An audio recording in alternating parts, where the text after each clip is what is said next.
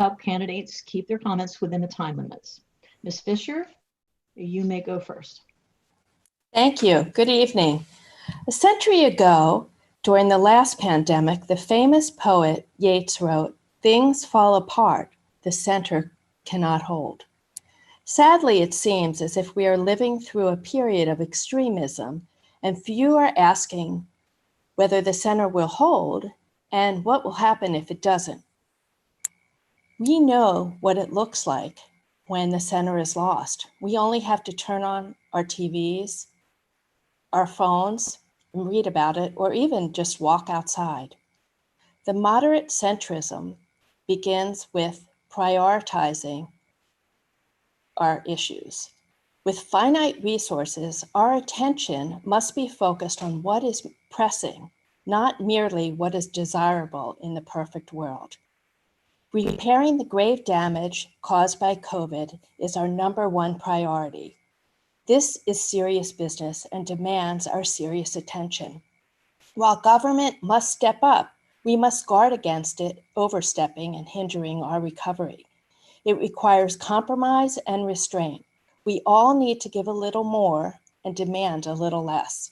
Legislators often prefer the sexy issues to the mere mundane. I'm here to try and sell you the mundane.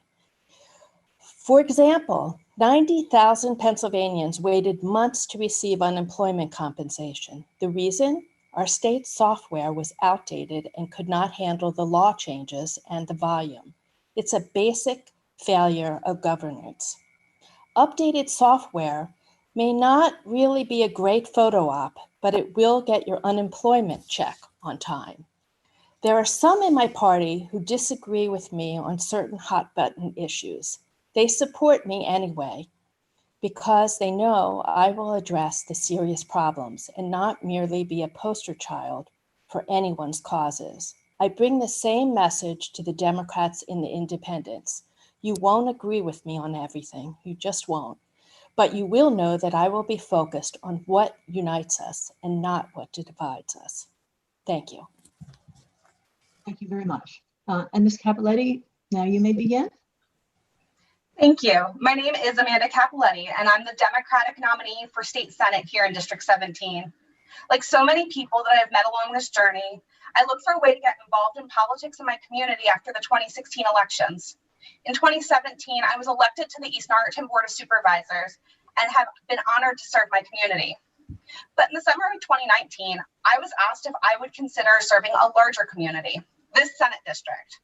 After discussing it with my husband, who is all on board from the word go, and my law professor mentor, who reminded me that a woman is asked 7 to 9 times more than a man before she says yes to running for office, that I would run for this seat. As someone with their master's in public health, healthcare affordability and access has always been my #1 issue. But this pandemic has exacerbated the inequities in our system and made clear that we need a public option that all people can easily access. The pandemic has also put a spotlight on the inequities of our public school system. We have a tale of two systems right within our own district. One that had to figure out how to pivot to online learning, and another that had to figure out how to feed their students because so many of them rely on the free breakfasts and lunches that the schools provide. The pandemic also showed us, though, the impact of human activity on climate change, as the reduction in smog has given us views that we haven't seen in decades. I have spent my career as an advocate in Harrisburg, working with Democrats and Republicans alike. As the Director of Policy for Planned Parenthood, I've fought for access to affordable quality healthcare and reproductive rights. At the ACLU of Pennsylvania, I fought for racial and social justice issues. And in the governor's office, I fought to increase access to quality early care and education. It's time for me to take my voice as an advocate from outside of the Capitol building to inside. We need a legislator who has experience advocating for the issues that matter most to us, who has experience at working across the aisle to get things done. I'm Amanda Cappelletti, and I am that person. I'm here tonight to earn your support for State Senate. Thank you. Thank you. The order of questioning for this evening was determined by a virtual coin toss. The first question will be presented to Ms. Cappelletti. As a candidate, you probably realize there is a need for reform in Pennsylvania, What are 2 or 3 things that you believe are possible to be done to improve the current system? That's such a great question, and one that's so timely. The first thing that we need to do is put limits on the amount of money that can be donated or spent by a campaign. I actually just read an article today in Spotlight PA that was detailing how there is no real paper trail or accountability for many people in elected office and what they use and spend their money on. Specifically, a leader in the state Senate spent significant campaign funds in Europe on dinners and hotels. We need to change that and make it us, the candidates, accountable for where we spend our money, how we spend our money, and who's giving it to us. Needs to be made clear. We also need to address the fact that lobbyists don't have to detail who they're lobbying or how much time they're spending, just the amount of money that they might give a candidate and the fact that they lobbied on specific issues. We need to be able to understand the connection that's happening between lobbyists and politicians if we're ever going to ensure that politicians are no longer in the pockets of lobbyists. Thank you. Thank you. Ms. Fisher, I'll ask you the same question. As a candidate, you probably realize there's a need for reform in Pennsylvania. What are 2 or 3 things that you believe are possible to be done to improve the current system? Well, first off, money really hasn't been my problem in this race, so I don't have to worry about tracking all of the PAC money that I've received. But I do think that there's a lot of different reforms that could be helpful. One would be to limit the terms of our leadership in the state Senate so that we don't have any kind of monopoly on leadership year after year, that it actually gets transferred and people learn from that experience. The other is reform in the prison systems. Honestly, we need to support medical parole for terminally ill people that are in prison, to support geriatric parole for the elderly after they're reviewed, and to change some of the votes on the parole board from unanimous to another number. Thank you. And Ms. Fisher, we will begin with you on the second question. What is your view on the redistricting process that's used in Pennsylvania today? So our Constitution actually says that the elected legislators are the ones who redraw the lines. But obviously recently, it's really been quite a partisan game, so to speak, even.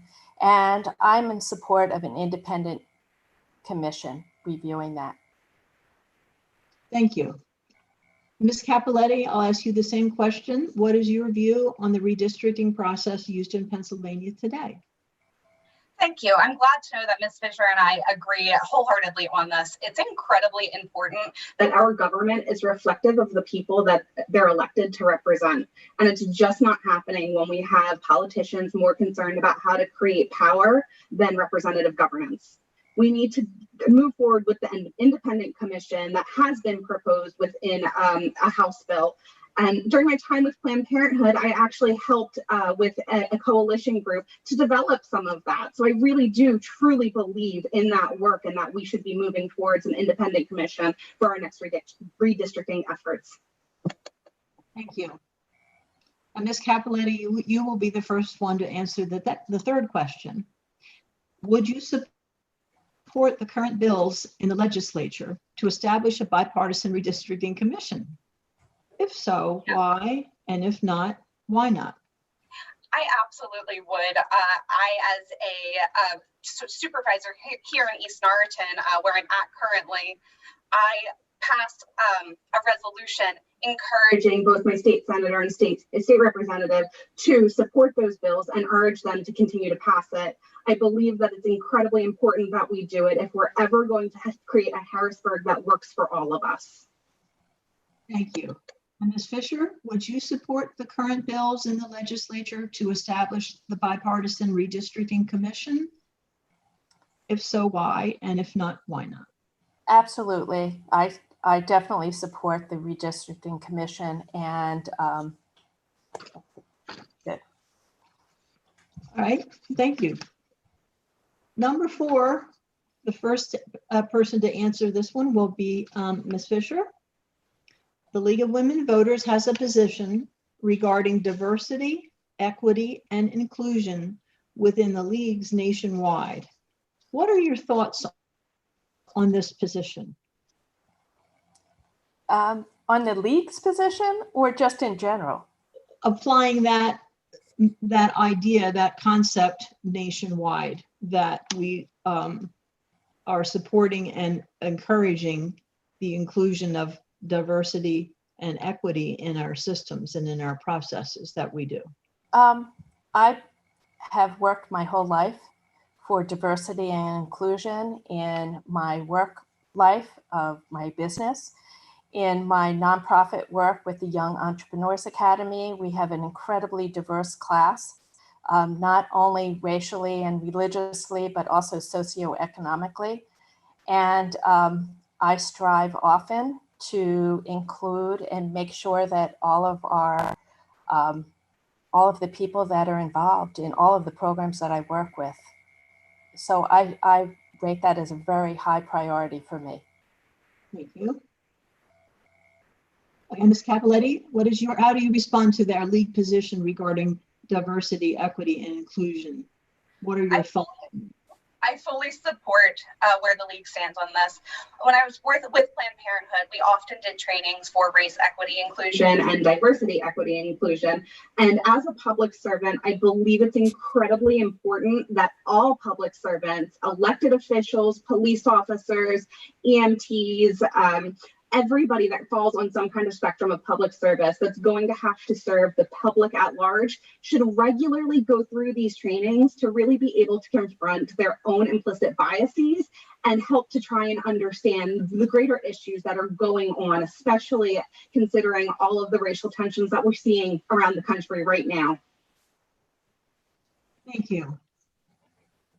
Question number 5 will begin with Amanda Cappelletti. Ms. Cappelletti. The ongoing pandemic has created many challenges for our Commonwealth.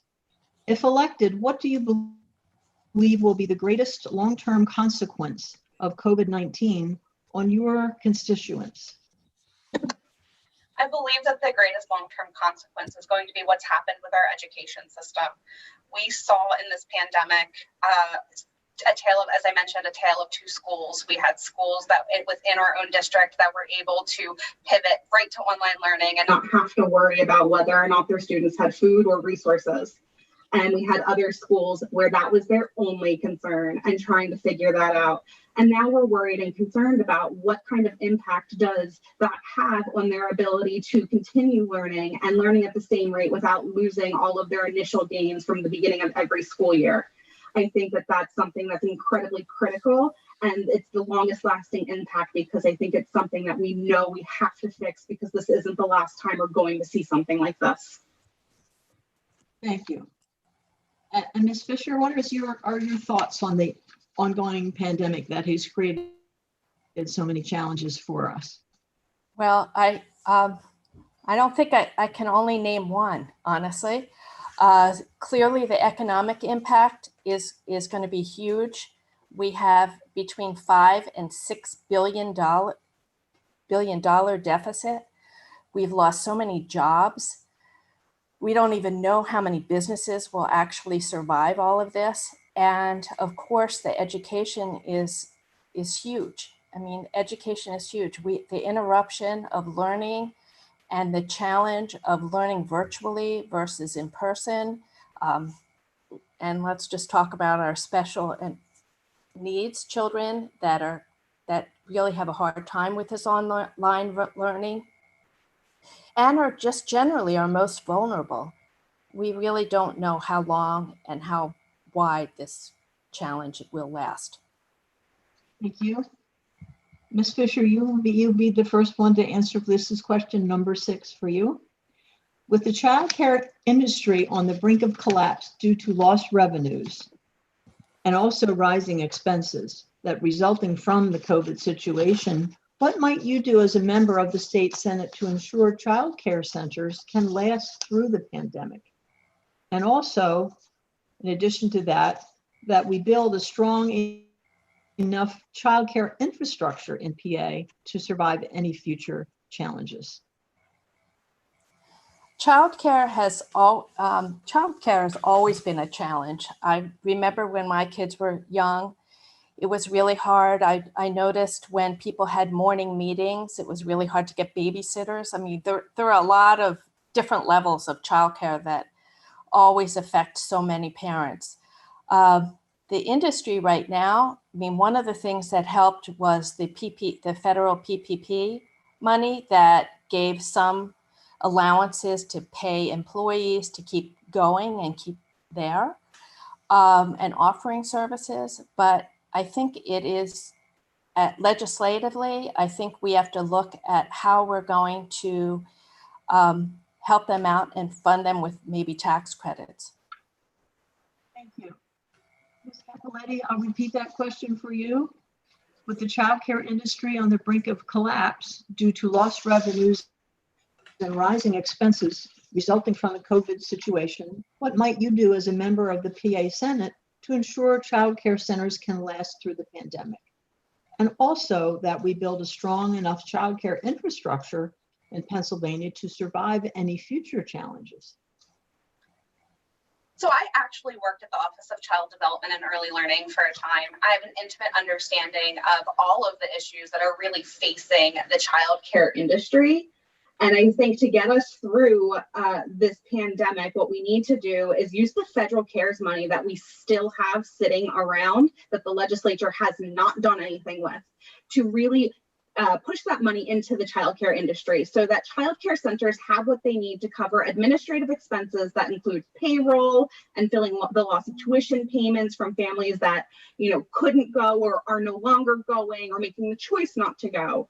We've also got to do that same thing for pre-K and Head Start because those are similar programs, although focused on a slightly older age group with very specific things.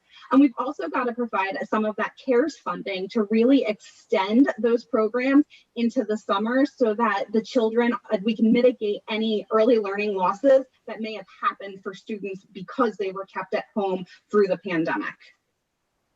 Thank you. Ms. Cappelletti, we'll begin with you on this next question. There are many bills introduced by legislators each year in Harrisburg, as we all know, but few of them are enacted. What would you do to improve the productivity of our legislative branch? I believe in being able to reach across the aisle. I'll start with the fact that I come from a politically diverse family.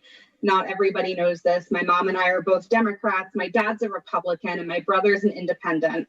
And political debate was a regular at our dinner table. And in fact, my father and I still love to go out to breakfast, argue politics, and when breakfast is there, we laugh about something else and enjoy our meal. So I have that ability. And I used that ability when I was with Planned Parenthood. I walked into anti-choice legislator offices and was able to, you know, reach across the aisle and find issues that we could really connect on and support one another in moving forward. So I think that being somebody that's done that work across the aisle, that's going to help in opening dialogue and having those conversations and figuring out, you know, what is it that I will compromise on or that I'm willing to compromise on, and what are you willing to compromise on, and what can we get done together? I have that experience, and I think we really need that in our government again. Thank you. Ms. Fisher, I'll read this again for you, please. There are many bills introduced by legislators each year in Harrisburg. Few of them are enacted. What would you do to improve the productivity of our legislative branch? Well, one thing that's interesting, a lot of people don't realize, is that almost 90% of the bills in the Senate are passed unanimously. So even though a lot of people tend to think that government doesn't work, that in Pennsylvania, there's a lot of bills that are passed unanimously by both sides. I do believe that being able to cross the aisle requires you be a centrist, not to the left or to the right, on many issues. I also think that a lot of bills means a lot of ideas. So there's a lot of ideas to bubble up and to discuss, and that maybe not 100 bills that are produced or proposed actually get passed, but maybe only 5 do, and maybe that's in the best interest of the state because they're the best ones, and they take a little bit of a lot of the different ideas. Thank you. Let's see. This is number 8. What sources, this is Ms. Fisher again. What sources would you tap to help fund the general fund, and why that choice? So right now, with the deficit being so large, the deficit right now, they're thinking it may be between $5 and $6 billion. And we don't know as a state, first off, we're better off than many other states as a result of our good business sense and also our natural resources. We don't really know whether we're going to get money from the federal government or just like the other states to help us through this time. So there's always a challenge. You can either raise taxes or cut expenses. That's pretty much the only 2 choices we have. I think that we're going to get our money from increased revenues from businesses getting back on track. Thank you. Ms. Cappelletti, what sources would you tap to help fund the general fund, and why that choice?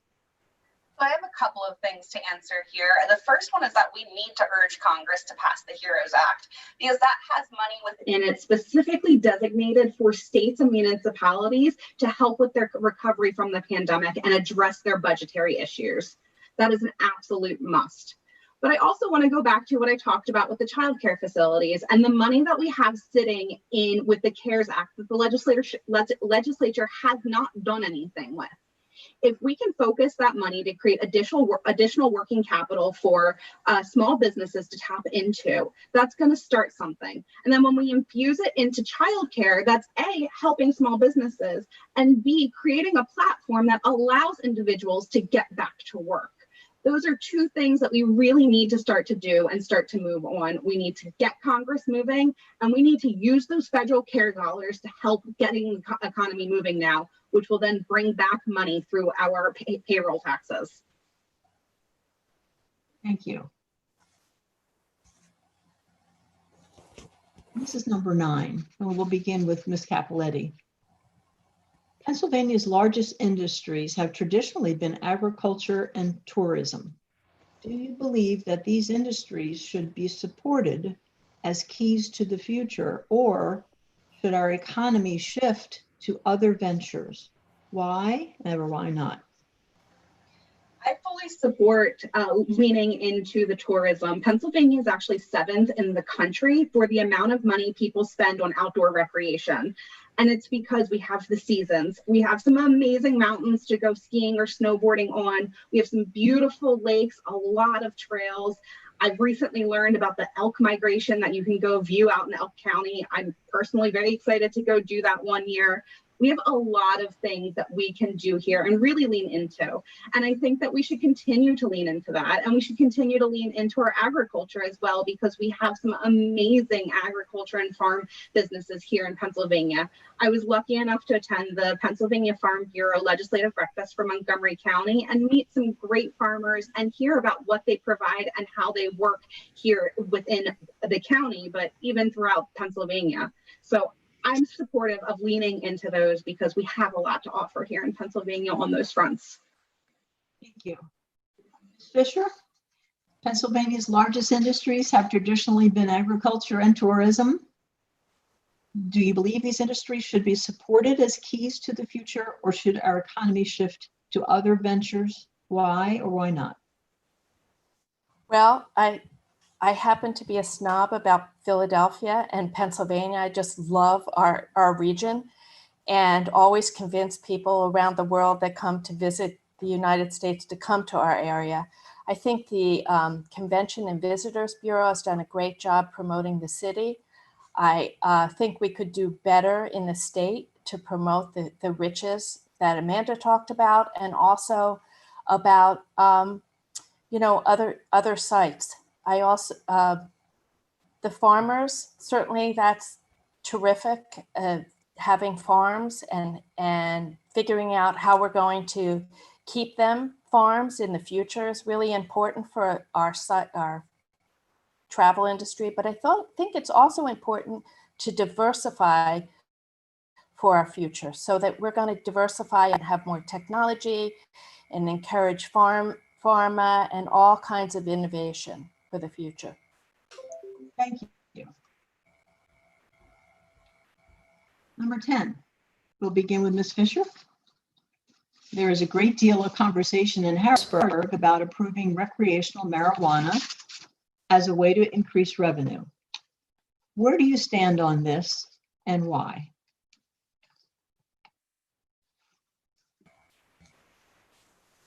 Thanks. I think we can all agree that I would definitely decriminalize marijuana and review and release anyone that's serving in jail for usage. I think that there's a couple of things that need to be addressed in this issue. First, federally, things have to be resolved in that marijuana is still considered a Class 1 drug, and that causes a big problem with banking, so that people that produce marijuana cannot deposit their cash in the banks. So I want to see the federal government do that.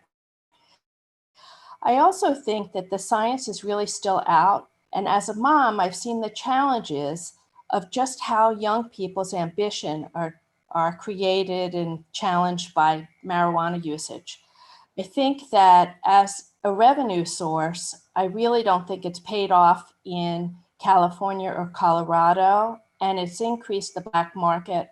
So I'm pretty sure we can't really smoke our way out of the economic challenges we face. Thank you. Amanda, I'll repeat this for you. There's a great deal of conversation in Harrisburg about approving recreational marijuana as a way to increase revenue. Where do you stand on this and why? I fully support legalizing recreational marijuana and having regulations in place similar to what we see with alcohol, where you can only purchase it at a certain age, and it's set up in a way that it's very clear how people get in there. One of my best friends actually lives out in Oregon, where it's also legal. And I've seen the way it's set up there. I've seen the good it's done for the economy there. And I believe that Pennsylvania would truly benefit by being one of the first states in our area to do it, instead of letting perhaps New Jersey or I believe it's legal in New York, but if New Jersey gets there, we're thinking about what might happen in Ohio. Although I do agree very much so with Ms. Fisher that any step we take absolutely must address the issues of people who have been charged with criminal possession of marijuana and clearing their slates. Thank you.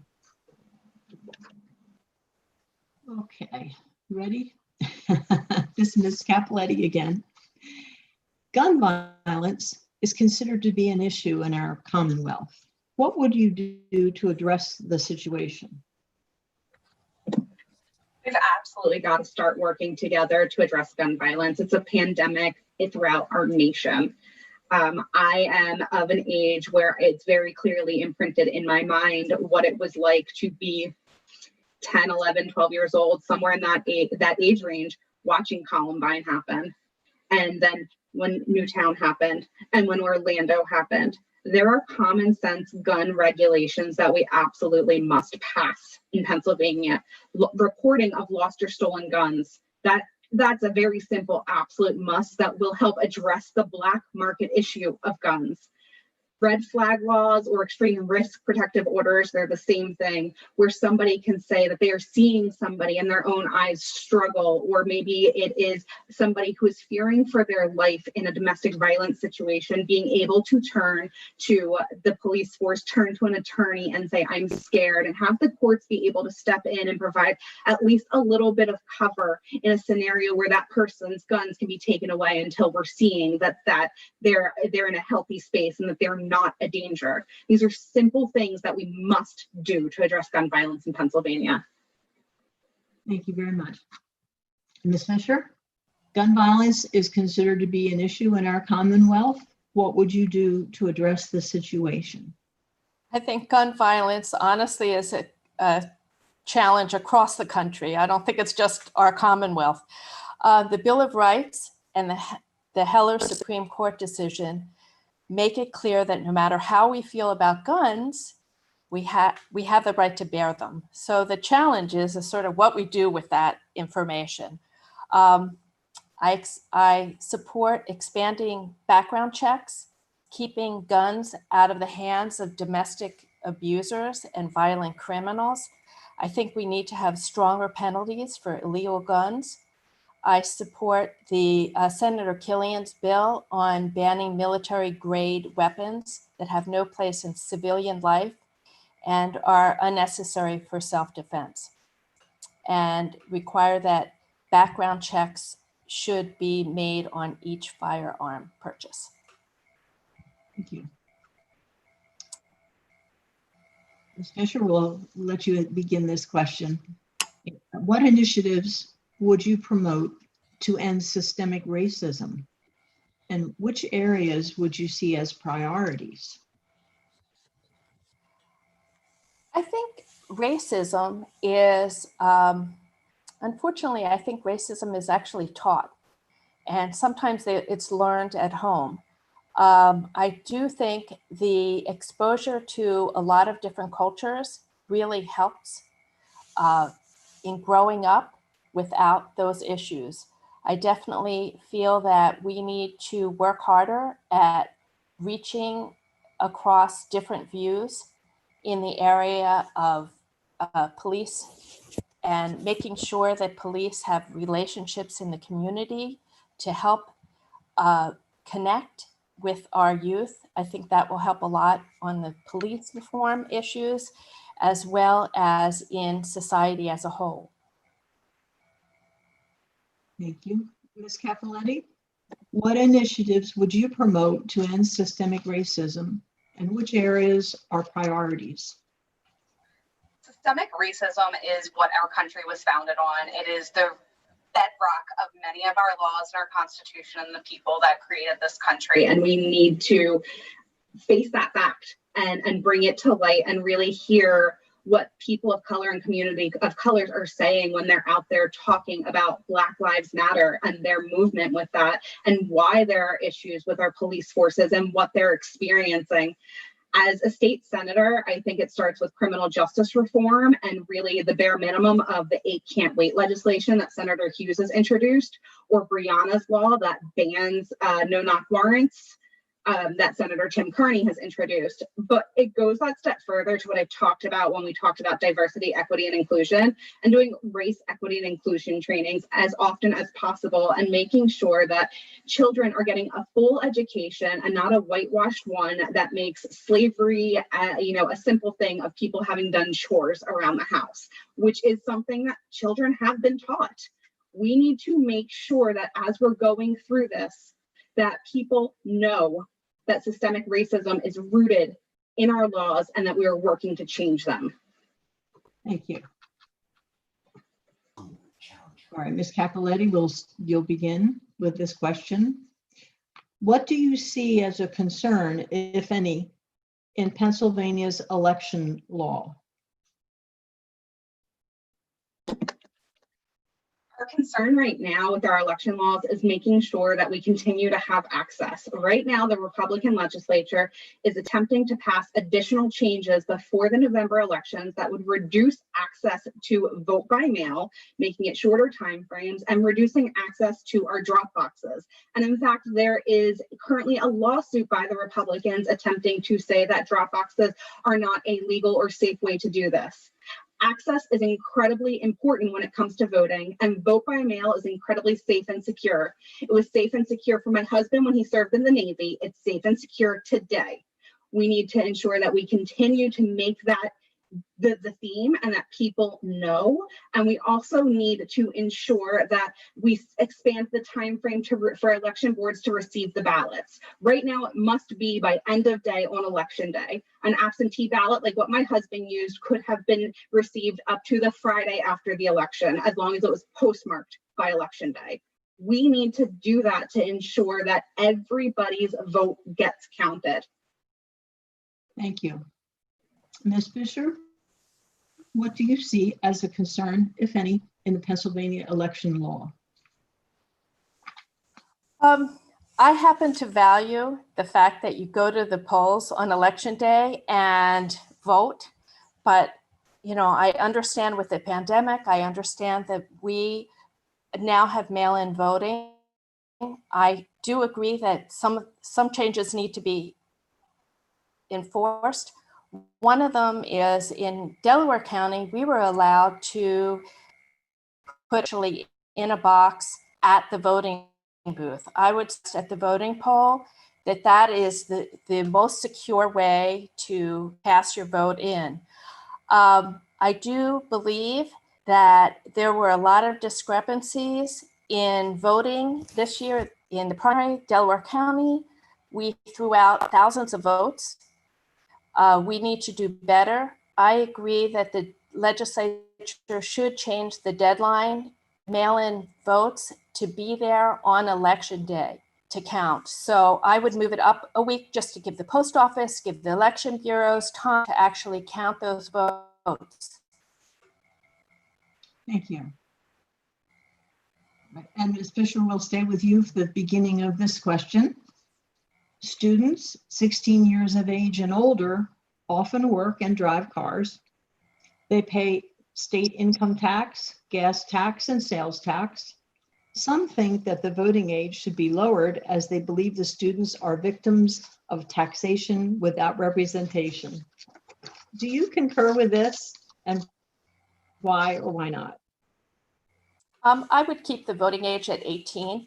I just think that with what they learn in school and learning about the issues, right now it's so hard to learn about the issues and what each of the candidates think about various topics, that I would definitely keep it to 18. And Ms. Cappelletti, what is your position? Oh, I'm sorry. This has to do with the 16-year-olds. Students of that age and a little older often work and drive cars. They pay Pennsylvania income tax, gas tax, sales tax. Some think the voting age should be lowered as they believe the students are victims of taxation without representation. What are your thoughts on that? Do you concur with, or why and why not?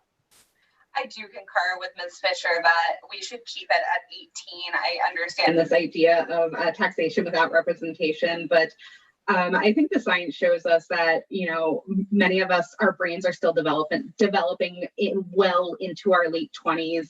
The idea of, you're 18 when you can join the military. The idea is that you're 18 is like when you're an adult. That's kind of this arbitrary number that we're really using for some of these things. And I just think there's still some more time for development, and needed time for some development, that 16 just might be a little too young. However, I would encourage everybody to be involved at 16, at 14, at 18, or 60. It's important for you to be involved and know what's going on. All right, thank you. Ms. Fisher, this question is for you. Am I out of order or not? I think I am. Cappelletti, I'm sorry, I'm looking at one question. What is your position on making school board elections completely nonpartisan, with no primary and no party affiliation? Senator Dinniman has previously introduced legislation that would accomplish this goal, but the state legislature has not yet taken it up.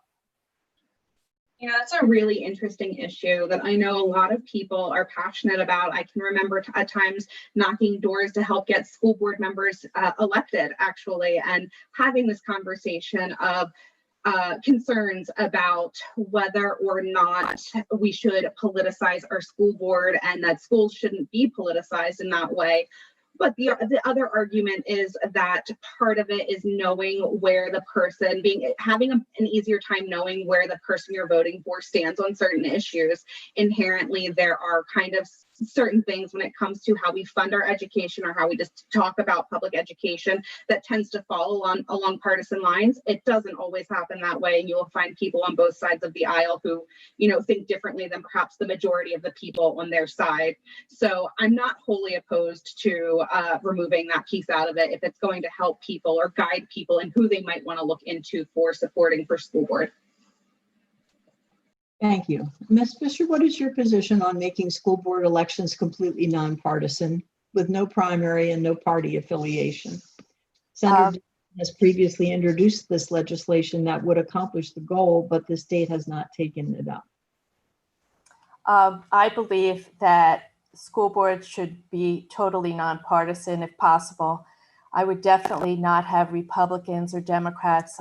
I don't think education is red or blue. Thank you. So Ms. Cappelletti, oh no, we're right back to you again. Oh, see, all right. What is your position on school choice?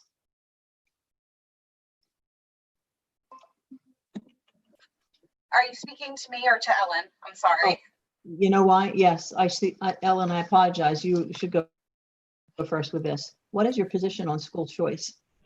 I'm a huge proponent of public schools. I've been active in public schools, whether it was the PTO, the founding of the Education Foundation in our school district. I've worked with the schools way after when my children were out of school. But I do feel that, and never supported school choice, but I sort of watched this in recent months and in the last year and feel that schools in underperforming students in underperforming areas should have an opportunity to apply and go to schools elsewhere.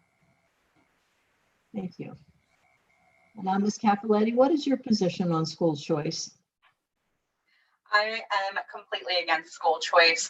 We need to address the fact that we inequitably fund our school districts, and that school districts that are in communities with lower incomes or that are often in communities of color are completely underfunded to a completely different level than perhaps other school districts in our area.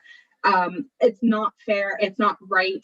Children deserve better, and it shouldn't matter what your zip code is or the amount of money that your parents make. You should have access to a quality, affordable public education, quality education. And when I say that, I mean that we need to address the issue that not every child has that.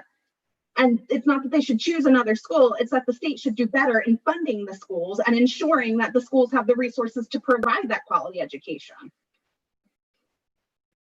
Thank you. Ms. Cappelletti, I'll start you with this question.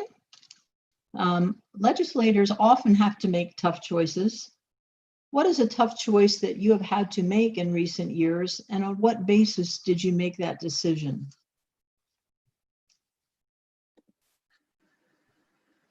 A tough choice that I had to make was choosing to get involved in politics. In 2014, I moved in with my now husband and had somebody door knocked on my door and asked me if I wanted to get involved in politics, introduce themselves as a candidate, and asked me if I wanted to get involved. And I said no, because I wanted to be able to focus on my school and to be able to do well. And I thought that was the right choice. And it was a tough choice for me to make then, because I really do enjoy politics and I always have. And then when 2016 happened, it was right before I was taking the bar exam, the summer of 2017. I was taking the bar exam is when I was also running for office. And that was a really tough choice to say yes to that, because again, I had to say, can I balance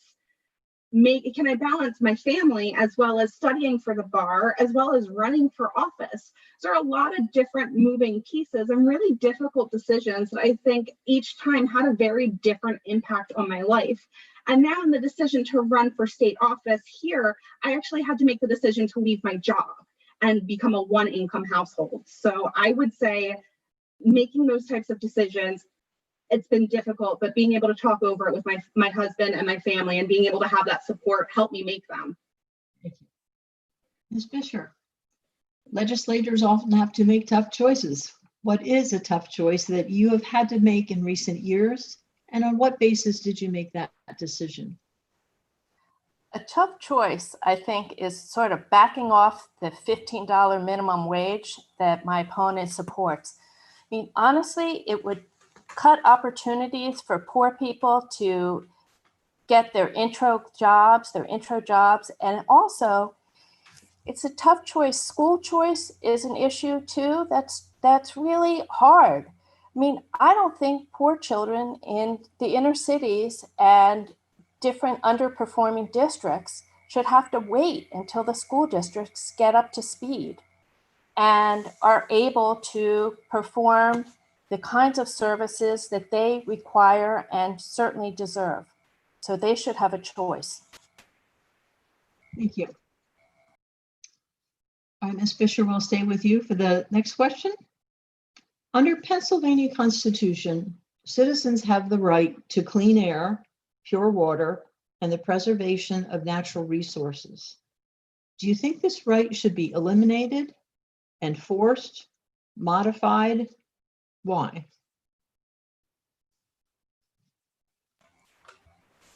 I don't know why anybody would want to eliminate that right. I think all of us want to have clean air and clean water. I think we can all agree that if we can't keep polluting our air and our water and putting things in without environmental impact. So the question is really how we're going to improve upon all of that and improve upon our environment. And you know, we have different opinions of what's the best way to do that.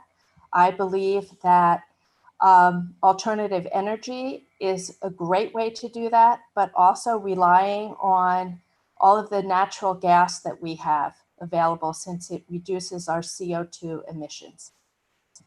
Thank you. And Ms. Cappelletti, under the Pennsylvania Constitution, citizens have the right to clean air, pure water, and the preservation of natural resources. Do you think this right should be eliminated, enforced, or modified, and why? Should absolutely be enforced. It's nice to hear that my opponent believes in that, and I hope that she'll vote, that if she wins, she'll vote for leadership in the state Senate that will advocate for it as well. Because as we know, the current leadership in the state Senate, Senator Corman, Senator Scarnati, they don't do anything and do not care to do anything to support clean air, clean water, or protecting our environment, or even believe in climate change. And climate change is real, and it's affecting our air, it's affecting our water, it's affecting the way that we live, and we have to fight back. I agree with Ms. Fisher that we should be looking more towards alternative energies. We should, in fact, we should absolutely bring a Green New Deal here to Pennsylvania to ensure that we have an active and well thought out green energy economy in Pennsylvania that moves us off of oil and gas. Thank you. We have a question here that's from our YouTube, and this would go to Ms. Cappelletti first. What do you think about the election of judges? And should the state change the current process of electing judges? Being an attorney, it actually kind of really bothers me that we elect judges in Pennsylvania or in any state, to be frank. Yes, I'm a Democrat. Yes, I'm a progressive, but in the court of law, those things don't matter. And we should be looking more to appoint, I believe, our judges, and that we should be changing our process. I think that appointing our judges and also term limits on judges would be incredibly helpful and go a long way from really utilizing the law as as a political weapon, which has been done so often over the past century or so. To be frank, we've really weaponized the law and through politics, and that's partly because we elect judges and we allow them to be party affiliated, even if they have to follow slightly different rules and standards when they do campaign and get elected. Thank you. Ms. Fisher, what do you think about the election of judges? Should the state change the current process of electing judges? Hi, I happen to believe that we should be able to elect the lower level judges, but the upper level judges, I would prefer that the Bar Association and independent commission select them so that it is not so political. It seems that a lot of our laws are being challenged in court, and it seems almost that they're making their decisions on a political basis. Thank you. All right, I have one more. Yes, this is my last question. 5 minutes. It is said that people learn from their mistakes, but wise people learn from the mistakes of others. What have you learned from the mistakes of others? And Ms. Fisher, I think you are the first one with that one. Oh, what a wise question, huh? What have I learned from the mistakes of others? I think that one of the things that I've learned is that you really need to listen. I mean, one of the things that I'm really good at is actually looking at a situation, there's something complicated, I'm willing to admit that I don't understand something and ask for more information from a lot of different people. The mistakes that I've seen other people make over the years are definitely name calling, a lot of name calling. I think that that's time for that to stop. And I think that it's really important that we change the whole rhetoric of politics across the state, across the country, maybe even across the world. So that would be something I would bring to the table.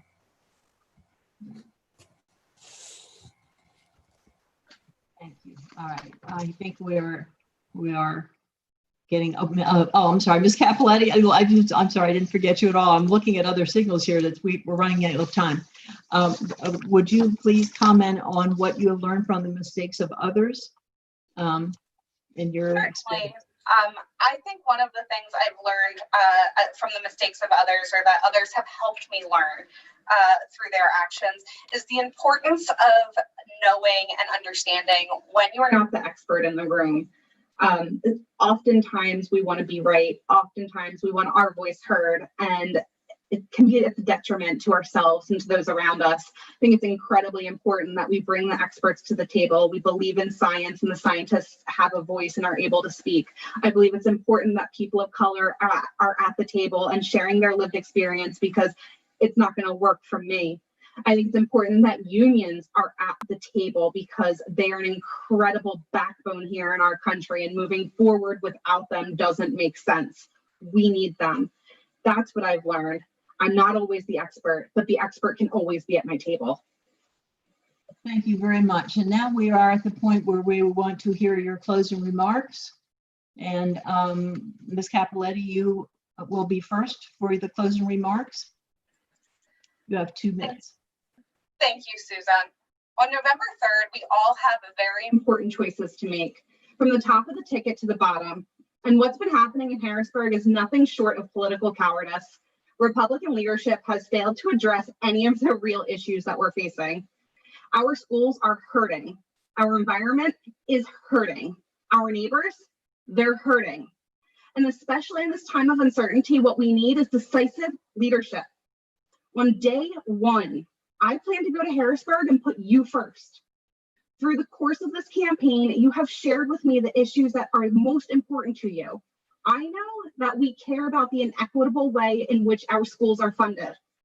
I know that we care about what is happening to our environment, what's happening out in California, what's happening down in the Gulf Coast, what's happening here in Pennsylvania.